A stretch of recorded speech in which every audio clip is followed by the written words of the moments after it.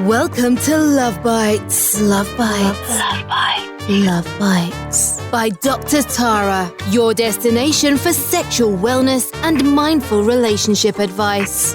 Hope you're having an orgasmic day. Are you looking to take sexual pleasure to a whole new level? Bijoux Indiscrets provides a variety of ways to enhance your sex life. From pleasurable sex toys, erotic accessories, and intimate products, Bijoux Indiscrets is sure to have just what you need.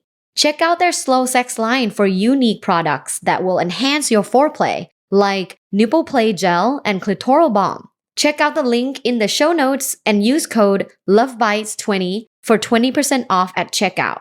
Have an orgasmic play. The number one sexual fantasy for Americans is having a threesome. How do we make this fantasy a reality safely and successfully? Today, we're going to talk about how to explore threesomes. How do we even start?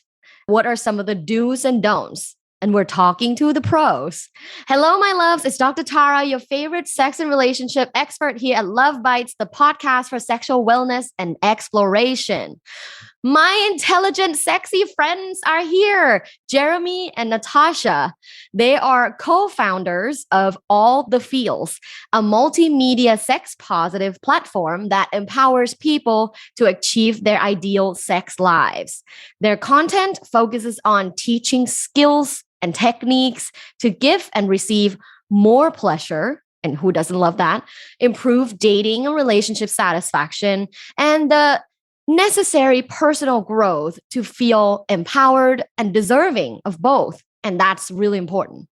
They also discuss topics around sex and sexuality, opening up about their own experiences in order to lead with vulnerability. And I'm a big fan. You don't just talk the talk, you walk the walk. Hi, Jeremy and Natasha. Hello. Hi, Dr. Tara. Hi. Oh my gosh, it's such a pleasure. Thanks so much for making the time. Thank you No, so yeah, much thanks for for having having us. us. We're excited. Yeah. So, in my opinion, I think you guys are pros in talking about starting and having a safe, successful, mindful threesome, sex parties. And I have testimonials from people that attended the sex parties. So I'm talking to real pros here, and I know that for a fact. So can we start with your journey? So how did you come about being in this relationship? Who are you guys? And I know that you're in an open relationship. Can you talk a little bit about that? Yeah. So, we come from very different perspectives. I've always been a very sexual person, and but it was always either I was either furiously single or I was in a monogamous relationship.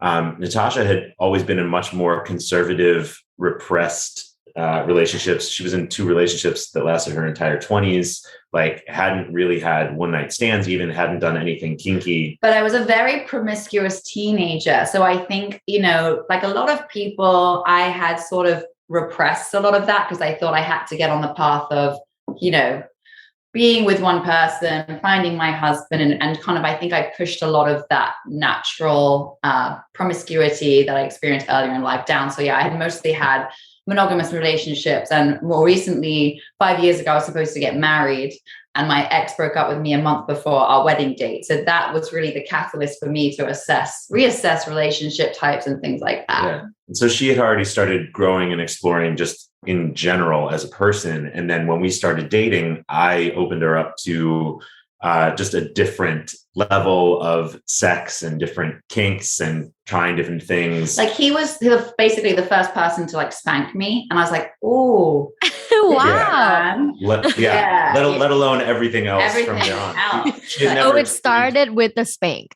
Yeah, she had never experienced rough sex at all. And not that it always has to be that way, but it's just but so I was like, okay, well, let's keep going down this path. And then maybe 2 weeks or so after we became exclusive, I was cooking for her on my roof, and she just said, it's kind of a shame that we're exclusive now because I've always wanted to try being with a girl and have a threesome.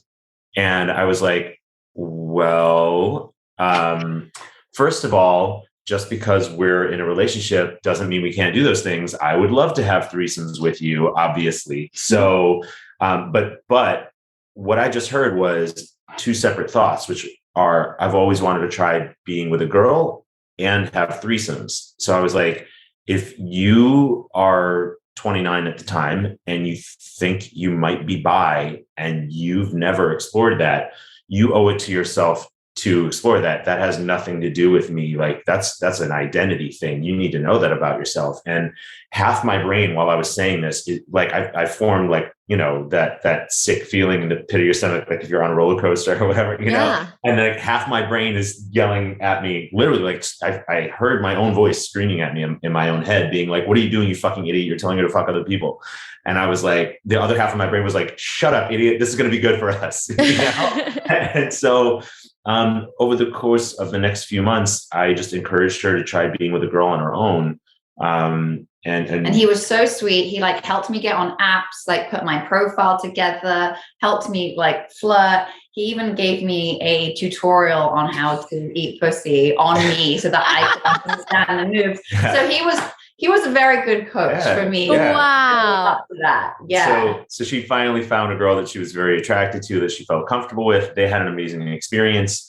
And then and everything clicked into place during that experience, right? It was the first time I'd been alone with a woman, but it was just like, we did a little wine tasting, we played lovely music, and everything clicked into place. And I was like, oh, I need this. Like being with women feels so good. And I had never experienced that before. So that was a very like pivotal moment, I think, for my understanding of my sexuality, and also, how that segued into us building towards an open relationship. Yeah. And so I have a question. So like, how did she rate your pussy eating skill? Well, she said I was very good, and I explained that I had coaching from a very talented pussy eater. Put that, can you put that on my grade? Yeah. Here lies Jeremy Hahn. He was a very talented pussy eater. It was well received. Oh my God. Jeremy, I'm going to give you an honorary doctorate here. You are really? Dr. Pussy Eater. Got it. Yes. Done. Yes. Can we put that on a fake diploma, please? Please. I will. I'm going to initiate you. I have feedback from multiple people too. So it's, Well, I also have an unusually large tongue. But the same thing with, penis size. The technique matters so much more. Ooh. Okay, so you started having sex with women, and meanwhile, Jeremy, were you also having sex with other people? No. So at the time, I basically stayed at home and was going to meet her afterwards, because I just it was very important to me. Even the lead up to that, she was like, oh, maybe like you should just be there. And it was like a security blanket thing. I was like, this isn't about me. You need to do this on your own.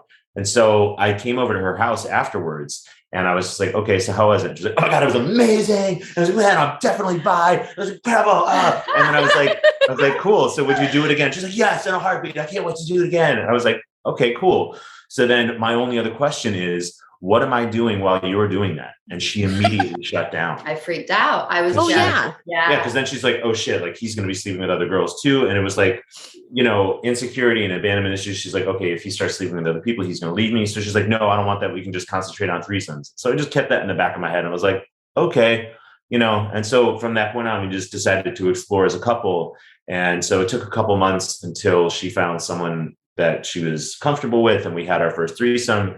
And then afterwards, we ended up having sex, just the two of us as well, almost like in celebration. But like we had a series of conversations about what we liked and what we didn't like. And she was like, oh, I didn't like it when you did this. Or like, I didn't. We basically had like a 2-hour debrief after our first threesome to say at what points I felt a bit insecure, or that he was maybe paying a bit more attention to the other woman involved.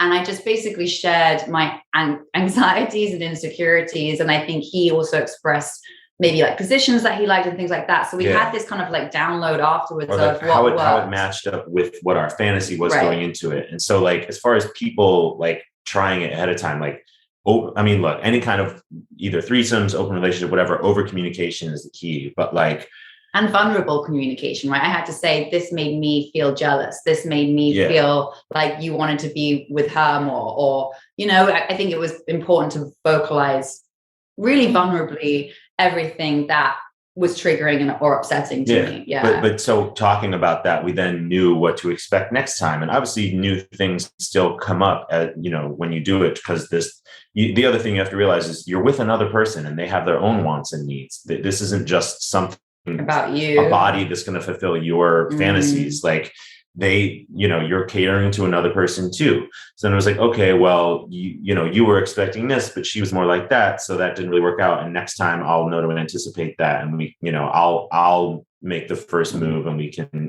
whatever.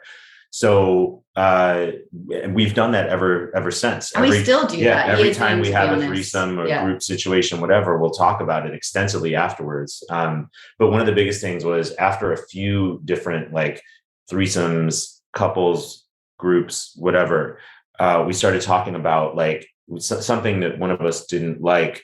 And then we got into a 3-hour long conversation about because it was like the same thing with kinks, when you're like, okay, I like this. And it's like, okay, well, what do you like about that? And that'll tell you maybe more things that you might be into, right? Based on the why, the what about it is hot to you or whatever, right? So we were like, okay, well, why did that bother you? Okay, well, would this other scenario bother you? Like, yes. Right. Oh, and then it was like, so like an example of that would be so one of our first, like play party group experiences, I got triggered at one point because he was having a threesome with 2 other women. And I was in a different room because it was in this multi-room location. And walking into a room and seeing him with 2 other women for the first time, I felt very insecure, very jealous. And it was funny too, because she was like, I would never do that. I was like, at the last sex party we were at, you were with a dude and a girl without me. I'm in the moment. and she was like, oh, wait, yeah. I black out with pleasure when there's just like nakedness everywhere and everyone's, I was like, I had no concept of that had happened already. So an example would be of us discussing this afterwards. I said, look, when I saw you with 2 other women, it made me feel jealous. And he sort of said, okay, then what would make you feel not jealous? And I was like, okay, interesting. If I'm maybe on top of a guy, like in the powerful position, I don't think I would feel as vulnerable seeing you with 2 other women. Or, if I was taking a break, or if I was, maybe one-on-one with a girl, which was someone I was really into, I wouldn't have been as like triggered or insecure. So we basically worked out every single. What can I do if you get triggered, or what can you do? Or like, how do you go about communicating that like you're getting triggered right now? And so we went on this 3-hour long path of just discussing every possibility that could possibly, that would bother either of us, and then what both parties do to make it better from that point on. And that was like one of the best conversations we ever had in our entire relationship, and basically set it up from there on out. But even having that conversation, new things still come up because there's another person involved, and they have their own wants, needs, agenda, whatever else, and or just styles and everything, And so we still debrief after every single one and talk about what we like, what we didn't like, or like, hey, that wasn't cool that you said that to her. Like, okay, like I'll refrain from using that term from someone who's not you, from now on. That's just a you thing. Cool. Done. Oh my gosh. Can I just commend you guys for being a professor of sexual communication? Mm-hmm. You just demonstrated how central communication it is in a successful non-monogamous romantic relationship, and in a group sex situation, in an open situation, in all kinds of situation. You just demonstrated how vital open, honest, vulnerable communication is. And the fact that you went on and talked for 3 hours about different scenarios, you guys are so good at communication. You're like communication competence through the roof. Well, and we refer to it as over communicating. And it sounds like people like, do you really have to talk that much? And it's like, there's no amount of going through any details and possibilities that's too much, because then you can anticipate potential issues before they happen. And it's not, you don't just stumble into something and then it's, oops, I'm sorry. It's like you know going into something whether it'll bother your partner or not, and then what to do about it. And you can also make it fun, right? You can sit down with a glass of wine and have this intimate conversation for a couple of hours, or like we did it when we were naked in bed together on like a rainy Sunday or something, right? Like it can be a very beautiful experience having this conversation. And I think, you know, we all know that like communication is important, but yeah, I mean, years into us still doing it, we still download and debrief. So yeah, it's a constant practice, is needing to have, I call them debriefs. But yeah. Well, I love that you said that, because I think there is a stereotype of threesomes happening on a drunken night haphazardly. Yeah. And I think that's a recipe for disaster. And that's why a lot of people are so afraid of threesomes, is this false narrative of, oh, if you have a threesome, you're going to break up. If you have a threesome, you're going to get a divorce. Because all of these people that perhaps experience a threesome haphazardly when they're super drunk or high, of course, did not have this kind of like ethical communication that you guys have so much. Sure. And, you know, like to that point, like two things. One, a lot of people are doing it for the wrong reasons, either because they're bored in their sex life, they're kind of over their partner, they're just trying to switch it up, or they're doing it to please, like one person isn't into it, but wants to do it to satisfy the other partner that's to do it. But the real thing is, you know, as you mentioned, it's the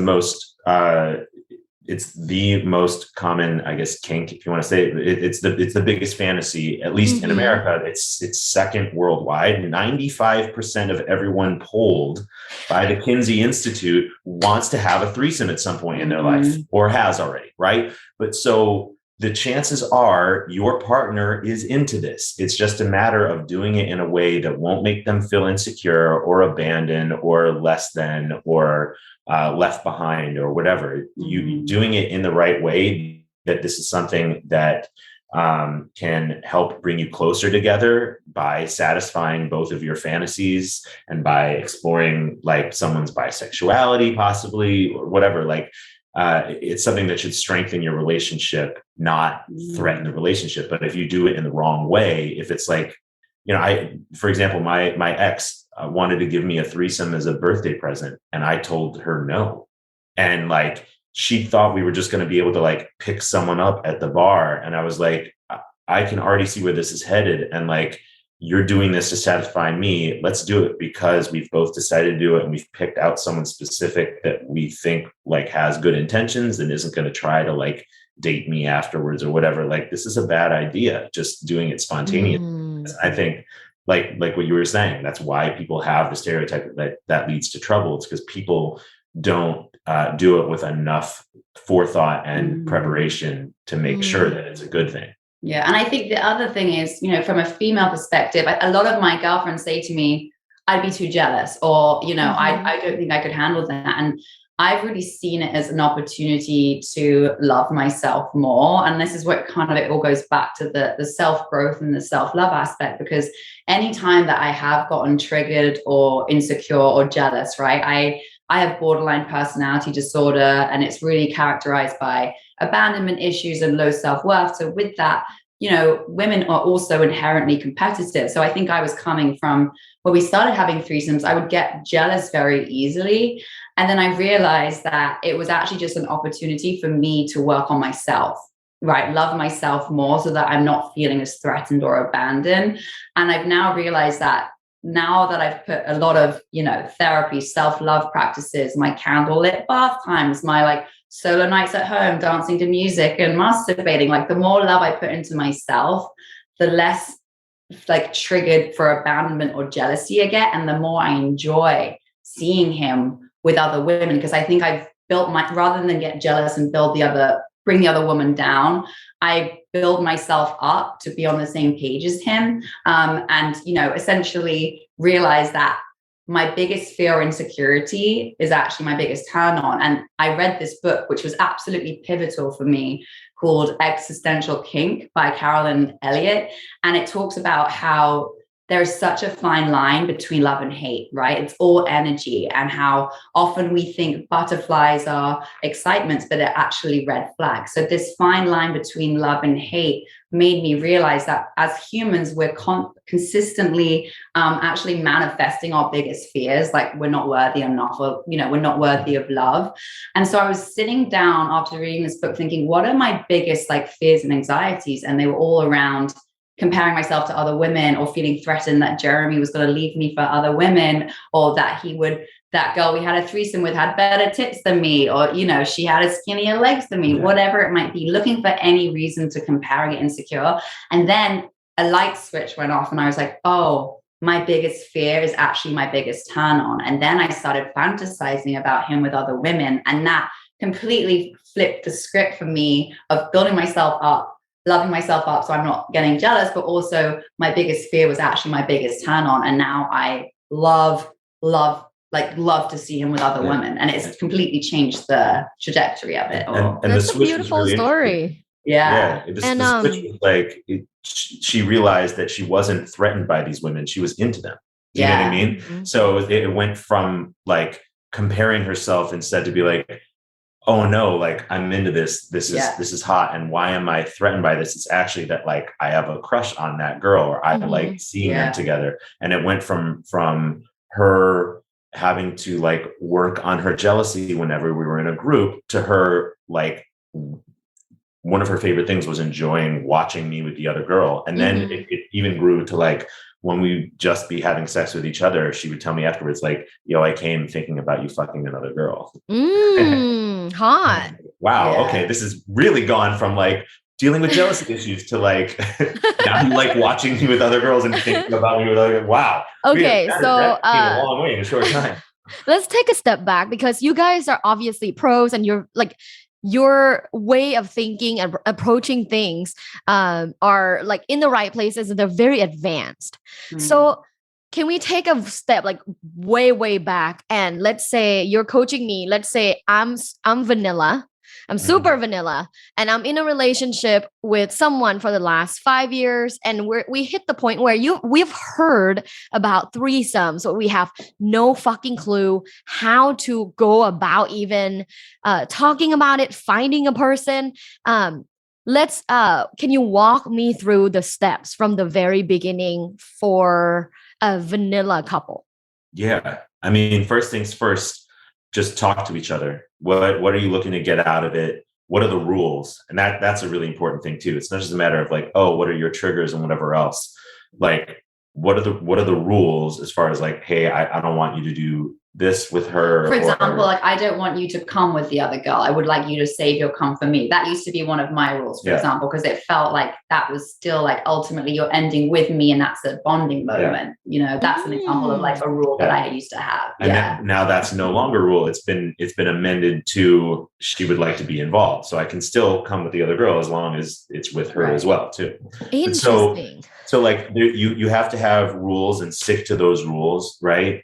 The other thing is, like, I think positions too, positions that you want to try together, so you're on the same page with that. A new position that maybe you haven't done together isn't an opportunity for you to get triggered. Like, oh, why is this position happening now when this never happens in our personal life? So I think rules, like positions that you would like to try. Yeah, and who initiates what, and like how you defer to each other, or like making room for ways for you to communicate while you're with the other person. So like whether it's eye contact and checking in on each other and making sure you're cool, advocating for the other person to speak up and be like, hey, I'd like you to do this now. Or, you know what I mean? If like they're feeling like the other two have spent too much time together and you want to get involved, like you got to interject or whatever, or like, and also leave room for your partner. And you're like, hey, like, do you want to do something else now or whatever, you know, checking in with each other. But as far as like how you set it up in the first place, get on the apps. I mean, which app would you recommend, or a few apps that you would recommend? Field is one of the few that is dedicated towards threesomes and groups. So I would highly recommend that.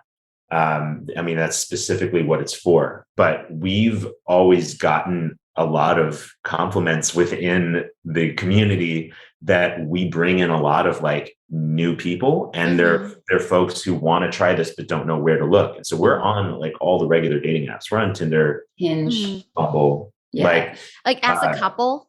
No. So they don't allow that. So Field does, sorry. Field allows you to have a joined profile. So I have a profile on Field and it says partnered with and it's connected Jeremy to mine. and it connects to his. So on Field, it's very upfront. It's very like, kink Like focused. this is for group sex. Exactly. Yes, but so are our individual profiles. So like, if you look at my Tinder bio or my Bumble bio or Hinge, they all say the same thing. And it starts off first thing up front, ethically non-monogamous in an open relationship, looking for like ongoing casual dating, hookups, unicorns. So if as a new couple and, trying to find your unicorn, I think just being very upfront and candid about it on the dating apps is so important. Like, this is who we are. This is what we're looking for. Because what we found is like, look, the people that aren't interested in it aren't going to swipe on you, but the people who are interested and they like you, they are already bought into knowing what you want, basically, and they already are aware. So you're already kind of establishing that foundation of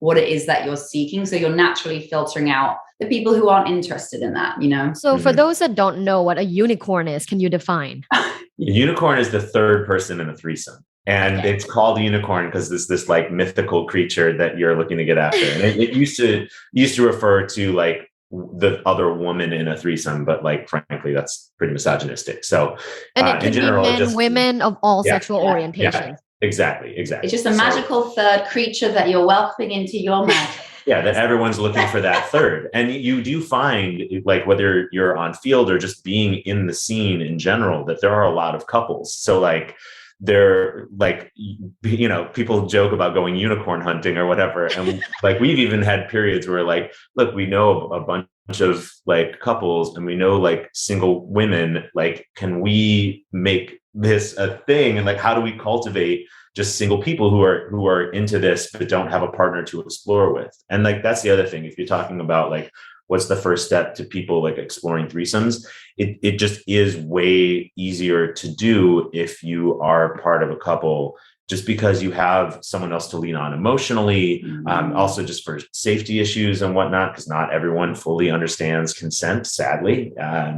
But we, obviously, just to be honest with you, it is easier for a single girl than it is a single guy. Like, again, I've known that I was into this for my whole life, but I had only had one threesome until I started dating her. And it just didn't ever, line up for me for whatever reason, And versus like, if you're a girl and you're into having threesomes, there's a really good chance it's going to happen for you. You know what I mean? But like, as a single guy, if you're looking for this, like, you have no woman to vouch for you of like, is this guy going to be a creep? Like, is he going to be overly aggressive? Like, whatever, versus like having another woman being able to vouch for you. It's like, okay, well, like, she feels safe with him. So like, I would probably feel safe with him, and especially with her there, How do you feel about men in a heterosexual relationship that go, I would definitely love to have a threesome, but it's woman, man only, not the other way around? Because I know all my hetero male friends would go, oh yeah, like, I definitely love to have a threesome with my girlfriend or my partner, but like only if it's two females. Yeah, I mean, it's obviously selfish. Like, if nothing else, like, there's definitely some misogyny. There's double standards involved, the same as like, praising men for sleeping with a bunch of women, but calling a woman who does that a slut. Like, it's look, if you want to have a threesome with another girl, if you're taking that attitude into it, it sounds like it's just for you as well. Like, you're not expecting her to enjoy the other girl too. And it's all about compromise, right? Like, you're going to have to compromise in any dynamic. And that is just showing an inability or unwillingness to find some compromise, which doesn't set a good foundation for exploration in general. No. And like, when we started doing this, I encouraged her for us to bring a third guy in from the beginning. Cause I was like, you should have that for you. And she was like, oh no, I don't know. And I'm like, look, I'd be into it too.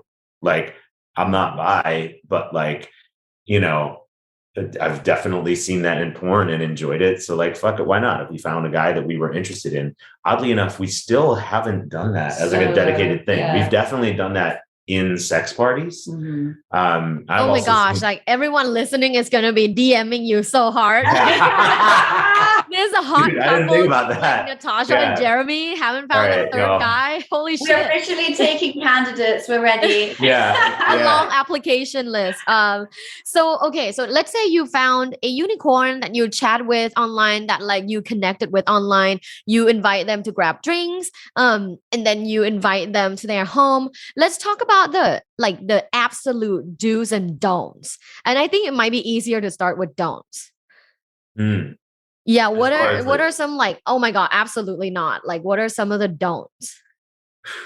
We don't have a lot. I'm trying to think. I Yeah. think the don't is drink too much, I Mm. would say, Oh, right? good call. Because we all tend to, I mean, I certainly have in the past, it's like relied on alcohol, to loosen things up a bit, but Especially nerves. especially now. It's understandable, but Right. just don't. But as someone who has struggled with insecurity, alcohol is a depressant, so it can actually like amplify often insecurities or anxieties. So I would say avoid having too many drinks. What we tend to usually do on dates is like maybe have one or two out at a bar, and then we'll come back, maybe sip on one, sometimes not even sip on one when we get home. So I'd say no, not to too much alcohol. I think, well, this is a do, but I always like to have lollipops or like sweets around, because you get a little sugar rush, and it's like very like flirtatious to like suck on a lollipop. When you're like building up to the momentum, you can share a lollipop. Oh, I think, that's so cute. creating, So like- the number one do, have Yeah. lollipops at your house. Lollipops. Yeah. Or like little candies. Yeah, lots of water too for hydration. Yeah, But stay hydrated.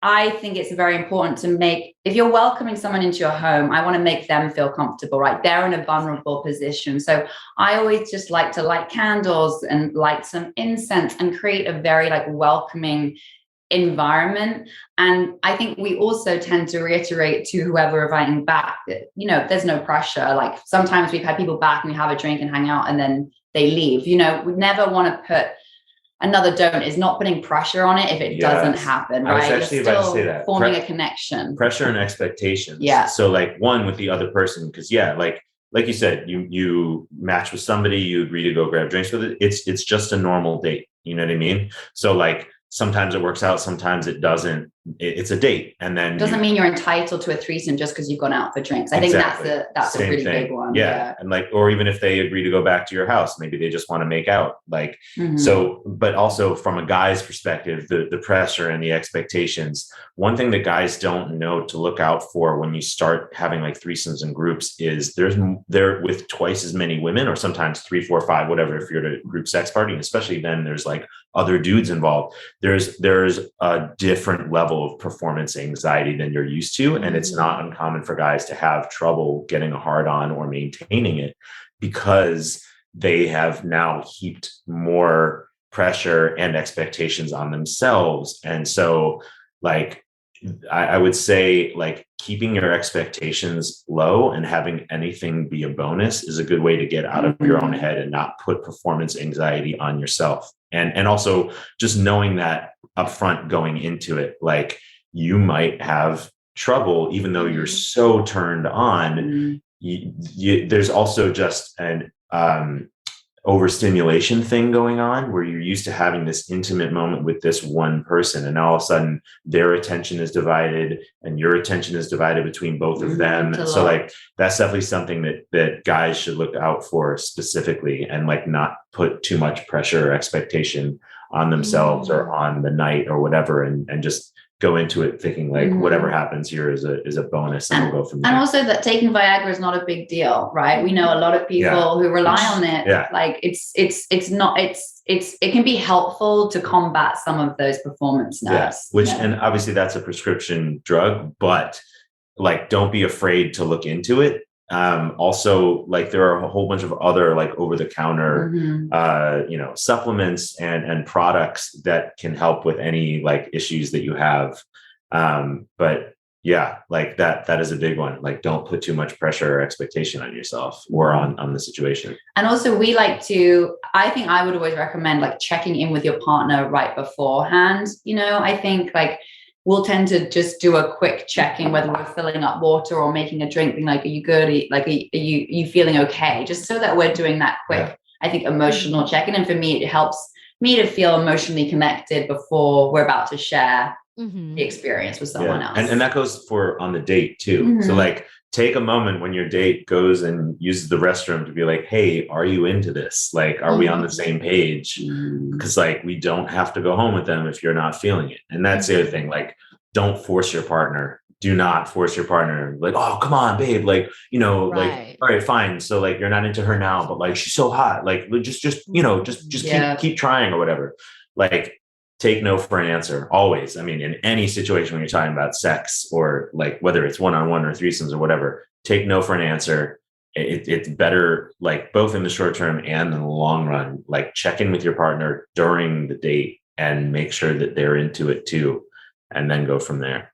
It's just super selfish, right? To be in that scenario. And it's like, so like high pressure because like this person is here with us eating and or drinking. And then, you know, they walk away and you're like, let's do it. And the other person's like, no, I don't know. It doesn't feel right. Can we not do it this time? And if you keep going like, come on, like just like open your mind, like, you know, let's go home first and see what happens. I feel like it's so selfish because by that time, this other person, they're already like, super insecure. Yes. But I've seen that happen. Like I've seen it in my friends and you know, they did it anyways. And it was pretty detrimental. They actually broke up. But well, and if you look at it, what that mentality is, it's, oh, you're ruining this for me. Right. Yeah. Like you're so admitting selfish. That it's a selfish thing.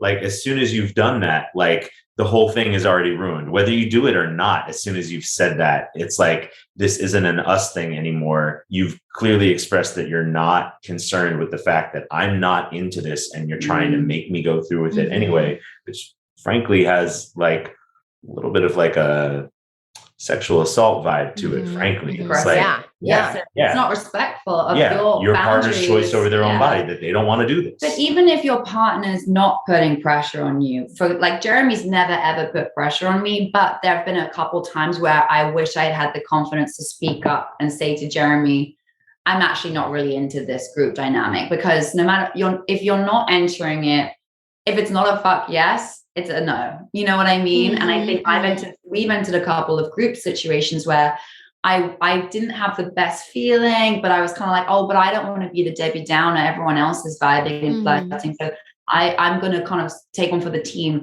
And looking back, like I learned from that I have to speak up and say, look, I'm not into this because I didn't have a good time that night.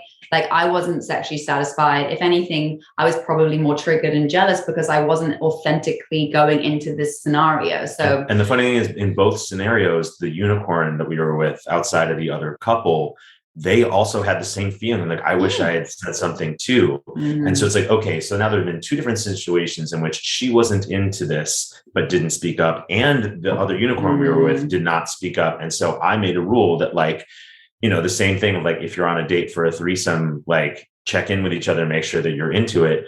Like I made a rule of like, look, if it doesn't naturally happen, because there's, you know, other people there, like, look, if the other person doesn't get up to use the bathroom, you have to create that space and be like, hey, listen, before we decide what happens next, the two of us have to talk. Do you mind giving us a minute? Or do you mind if we just step away and like check in with each other and see how we're both feeling about this? You have to create that moment if it doesn't happen naturally to make sure that you're all on the same page. And so like in those situations, if we just said like, hey, listen, like, you know, it's been fun chatting with you. Let me check in with her and see how we're feeling about, you know, where this night is headed, you know? You guys are really good at communication. Have you always been a competent communicator, or was there like a journey on getting better at communication? Yeah, I talk a lot. It's just like you like bring up every scenario where you have to talk first. And I don't think a lot of people would know that. Like, was there a lot of growing, or were you always like a great communicator when you were a kid? That's a good question. For me, I was a terrible communicator. I think a part of it is growing up in a very privileged but repressed British environment where we didn't talk about our feelings. So I think I learned to not speak up a lot. And I think that's what happened throughout my 20s. I didn't speak up and I wasn't being authentic to myself. So I was just kind of silenced and squashed in these long-term relationships. So I think I've always been a terrible communicator, but Jeremy was the first person to make me feel safe enough to speak up, right? Like I came to him and I said, I've always wanted a threesome. Like I've encouraged her. He's encouraged me to speak up more. When he can tell I need to say something, it's funny because I sometimes feel this like push and pull between the former me and the British me, and not wanting to speak up or be a nuisance, or, you know, doing those group play parties when I should have spoken up and said no. He'll look at me and be like, let's talk. Like, how are you feeling? And he has, over time, it's gone easier and easier. So now it's just kind of like we default into getting into those conversations pretty quickly now. Yeah. But and on the other side, like I was a really shy kid and I wasn't used to speaking up or advocating for myself. And it was only like as I became an adult and I became more and more confident that I just started, it was like a fake it till you make it type of thing, where I was like, when I was in my 20s living in New York, you know, it's the most intimidating, like biggest, busiest city in the world. And I couldn't love it more than I do. And you have to have a certain mentality to live here, but it's also like, if you are intimidated easily, if you're a shy person, you will not do well here. So like, you know, I was bold and adventurous, but like I still didn't know how to navigate myself here, like how to measure myself socially. And it was like I just came to a point somewhere in my 20s where I was just like, what if I just started throwing my weight around and seeing how people react to me? Like, what if I just started acting like I was a big shot, and not like being an asshole, but like if I just assert myself and act like I belong here, and you know, if I just ask that hot girl out and like just see what happens, like, why not me? Or like, why? I'm just going to try. What's the worst thing that's going to happen? I'm going to be exactly where I'm at, but she's going to say no. And then I still don't have a date. Like I didn't have a date. But that also takes a lot of bravery, right? It takes a lot of bravery to fight your fears and approach someone on the street that you make eye contact with. So it's tough, but each time you do it, it gets easier. And I think that's exactly what you went through. Like forcing yourself outside of your comfort zone to approach the person that you want, that you're flirting with or making eyes with, but you just don't have the confidence to approach it. So it takes a lot of... And I didn't have the confidence. I really was faking it. So like she said, I used to pick up girls in the street and I used to go up and get their number. And I was nervous while doing it, but I would just do it anyway. And so like, I learned to just advocate for myself and just put myself out there. And now like I have no problem communicating, whether it's with her or someone else. I mean, the same thing when she came out to me and we decided to start trying to have threesomes and I encouraged her to be with a girl, like that voice in my head that was like, shut up, you're telling her to fuck other people. What are you doing? It was like, I knew that, you know, one, if she didn't explore this side of herself, like that would be something that she's always missing out on and always regret. And that would come back to bite me, even if we were still dating years down the line. Worst case scenario, it turns out she's a lesbian and she's not into this. And then I just gave myself a ton of heartbreak and a ton of wasted time. It's like, oh, okay. Like, you know, it would have been years down the line where she would have had a mental breakdown and then totally, you know, oh, sorry, I'm not into this. I'm like, you know, so it was like, look, at a certain point, you have to be okay with the fact that there are going to be negative consequences. You're going to get rejected. You're going to really think, you know.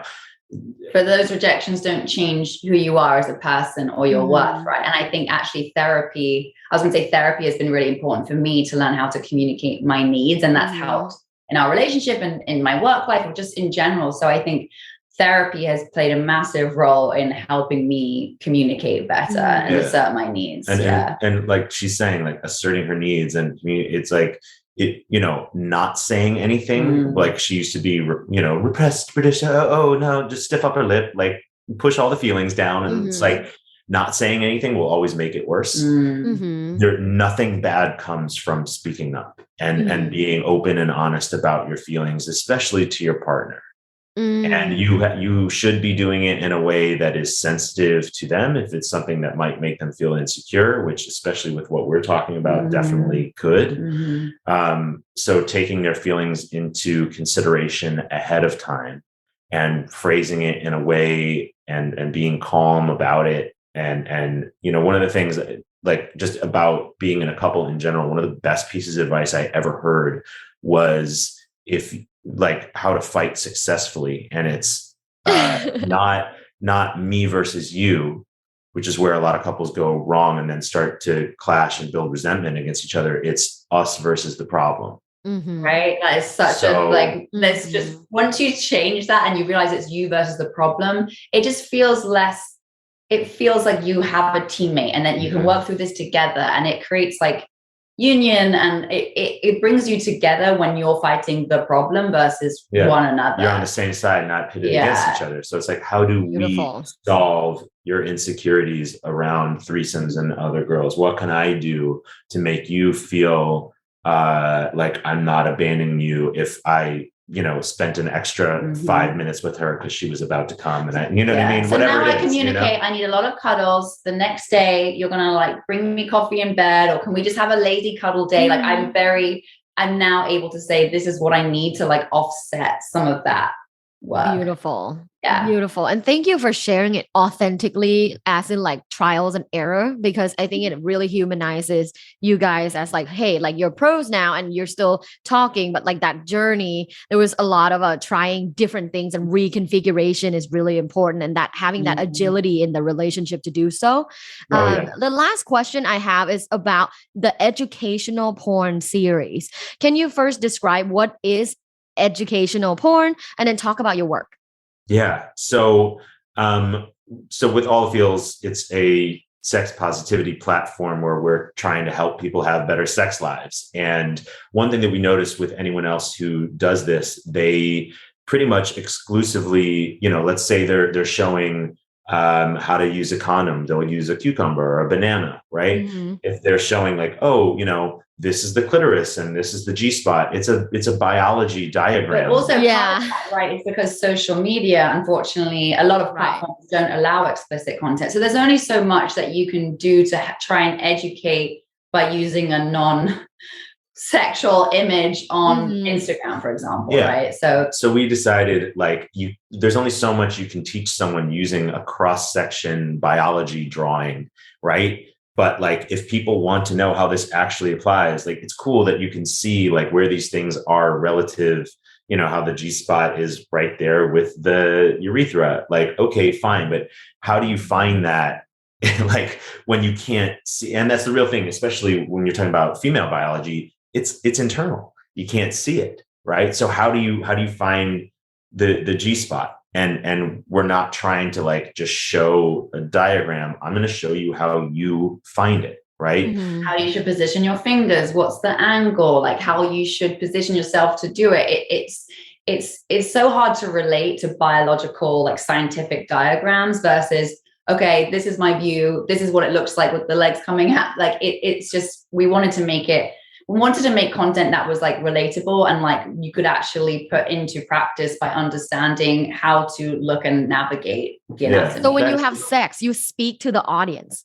Yeah. So we'll like talk about what we're about to do. Yeah. So if you look up there, so far we have both of our I guess intro to cunnilingus, intro to how to give a better blowjob.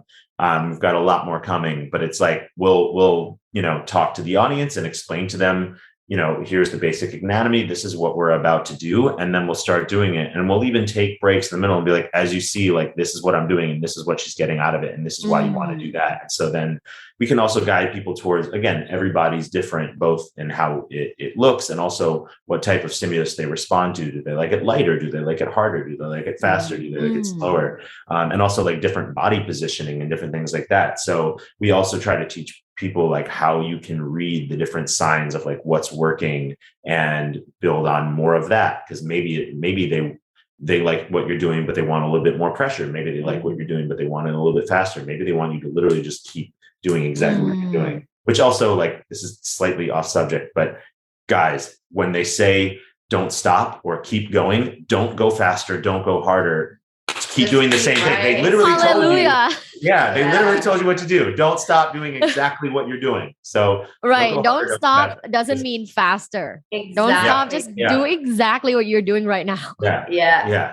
And I think with us using our bodies to show different moves and how to kind of give more pleasure.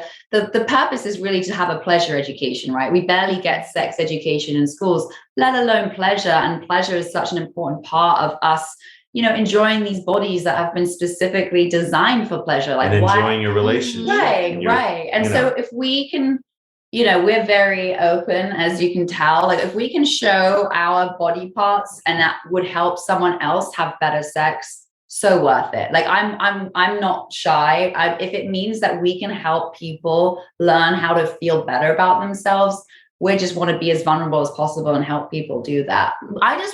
We just want everyone to feel good, have lots of orgasms. Life can be more fun.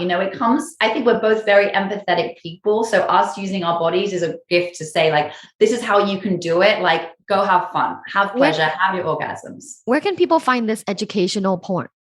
So we have two different OnlyFans. One is the onlyfans.com/allthefeels_us. And the other is onlyfans.com/allthefeels_sex-ed. So the educational porn is our sex ed page. We also do have an entertainment page just for fun. Well, why not? Share your bodies. You're gorgeous. Exactly. So, and for the Allthefeels Sex Ed page is a free subscription, but what we do is we put different videos behind a paywall, so you can follow us, see what videos that we're posting, and then you could just buy the classes that you're interested in. For example, some people just buy the blowjob class, some people buy all the classes, so you can subscribe but just pay for the classes that just the content that you want. You want to know how to get into anal sex, you want to know how to make a girl squirt, like you can just buy the specific videos that are relevant to the whatever it is that you're trying to level up your skills or your and we take requests, like if they're a comment. So we're always down for taking requests and being like, oh, I really want to learn how to get double penetrated. That's something we'd be open to creating. So we're happy to take requests and build content around what people want to see as well. Yay, that's so sweet. Love you guys. My last segment is called 10 Quickies with Dr. Tara. Nice. And I know we haven't done that in person, but would you be down to do it on the podcast? Yeah. Yet. I like that. Yeah. So what we're going to do is I'm going to give you a word and you can just give me a response back. It can be a word, a sentence, a couple sentence, whatever. Since there's two of you, I'm going to start with Natasha and then you guys just take turns. Okay. Sure. Okay. Number 1, threesomes. Horny. Number 2, educational porn. Fun. Number 3, deep throat. Surprisingly empowering. Same. Right? Good one. Yeah. Number 4, squirting. Isn't pee. Nice. Now, do you want to answer that since you guys sex ed? Yeah, so it's a fluid that comes from the Skene's gland, which is technically it's an oversimplification, but the female equivalent of a prostate gland, right?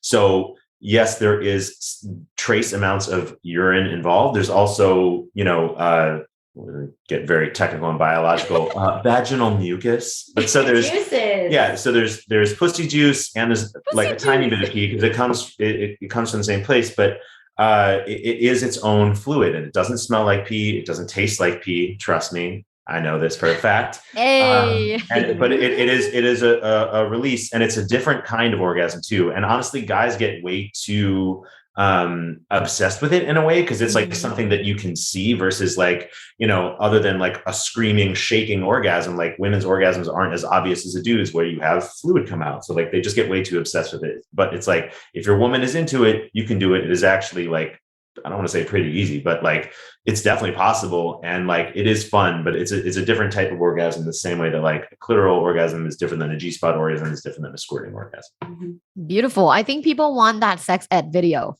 Yes. All right. Yeah. It's coming. Yeah. Number 5, Natasha, open relationship. a journey, Mm. an ever-changing journey, and I'm just along for the ride. You're driving. You're the I'm co-pilot. driving, Yeah, That's true. You You're driving, girl. Yeah. It's a sports car and you're driving. Yeah, A exactly. pink, cute sports car. Yeah. I Malibu can't wait Barbie for you to have a convertible. pink, cute sports car. Like you totally have to have it. I know. One day. Number 6, exhibitionism. Love it. Mm. Love it. I always have. I've always been a fan. Yeah, of you get the- horny showing. Yeah, even the smallest things, just like making out in public. I've always loved it. And I don't understand people who like, I get it. It can be rude in certain contexts, but Right. like, yeah, you know, Like in front of grandma. Yeah, exactly. Yeah. I'm not, There's a time and a place. Yeah, There's a time and a exactly, place. exactly. But I've always been into it. Yeah. Yeah. I find it Number fun. 7, gang bang. I would say empowering Mm. also. Although to be, I haven't. I was going to say the thing that if it's one word answers, I thought she was going to say like someday. You know what I mean? 'Cause we actually haven't done We that. haven't done it, but we talked about it and Mm. but She's been double teamed. I've been double But- teamed and I loved it. You know, I went from being like, oh no, I don't know, that's too much, to being like, yes, please, it's wonderful. Mhm. And I found being double teamed very empowering. And I just loved being spoiled and all the attention was on me. And so I could imagine that a gangbang would just be more of that. So one day. Mhm. Do you guys always wear condoms with a group? Yes. Oh my Always. God. Yes. Always. Which is funny. It's a stereotype that, like, for whatever reason, like people who don't know that we're involved in this and then they find out afterwards. I've actually gotten a lot of like hate on various apps from women who are like, oh, you're just like a man whore and you're spreading disease. I'm like, no, actually, like people who are involved in group sex use condoms at the highest rate of any demographic. It's actually like single people, especially younger, like millennials and Gen Z, they're using condoms less than the older generations because, like, you know, Gen X and older millennials were around in the 90s when AIDS crisis was still going on, and it was hammered home on every commercial on MTV and everything that like safe sex, wear a condom. You know, Keith Haring, the T-shirt that I'm wearing right now, the artist, he was the official artist for you know, the AIDS awareness movement, and like that was a huge thing. And now that I don't want to say beat AIDS, but now that it's less of a problem because we wore condoms, now people are not wearing condoms because they're not as worried about AIDS, but now every other STD is on the rise. So like, yeah, we absolutely wear condoms. That is a must for any that's another threesome one or group rule. sex. Yeah. Like I put that out in writing ahead of time to anyone that we're inviting over. Like, this is a must, non-negotiable. That's that. And people really appreciate us being that upfront about it and making sure that we're taking care of their safety as well. So yeah, absolutely. Thanks for sharing that. Number 8, Jeremy, monogamy. Not for everyone. Number 9, tantric sex. Oh, interesting. Something I want to explore. Tomorrow. Well, ASAP. number 10, sex parties. So much fun. Yeah. And they're so fun. Yeah, it's great. I mean, honestly, the best way to do it is just have it be as much of a normal party as possible. Make people feel comfortable. You know, have drinks, maybe some snacks. We always have a mingle. charcuterie board out. You know, we want people to. It's just like a normal little mingling party. Make sure no that everyone pressure. actually gets along on a personal level, not just physically. And then someone starts making out, and then some clothes come off, and whatever. You know? And the best is, like, sometimes I like to take a minute and just like look around and be like, there's just naked people everywhere and people like sweating and moaning and having fun. And there's so much joy that you can get from seeing other people having fun and enjoying themselves. And it just, for me, seems like such a like basic human thing, looking around, seeing human bodies enjoying one another. And I personally think it's like one of the most beautiful things to be a part of. I love hearing that. Where can my Love Bites family find you? Our Instagram is our biggest outlet. So that's allthefeels_us. And Website. if you want to check out our website, allthefeels.us. And yeah, we pretty much put everything there. It starts from there. and then And then the OnlyFans The- or the Feel yeah. Sex Ed. which Yes. feel free to join. Yeah. I'll have all the links in the show notes. Thank you so much for hanging out with me today, talking about threesomes, group sex, vulnerability. This has been a raw, informative, educational, and fun conversation. So thank you so much. Thank you for Thank having you. us. Yeah, we love doing this. Great to talk to Yay. you. And thank you, my Love Bites fam, for listening until the end of the episode. Love you guys. If you have any comments, questions, DM me. And per usual, have an orgasmic day. Have you ever wanted an STD test but didn't have time to go to a clinic? Now there is a solution. Let's Get Checked has an at-home STD test with fast results.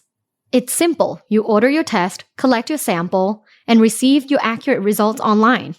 They also provide medication at no extra cost for most states. There are also other health and wellness tests for men and women as well. Check out Let's Get Checked. The link is in my episode description, and the discount code is Dr. Tara. And have a worry-free orgasmic time. Thanks for listening. This was Love Bites. Love Bites. By Dr. Tara. Follow Dr. Tara on social media at lovebites.co. Have an orgasmic day.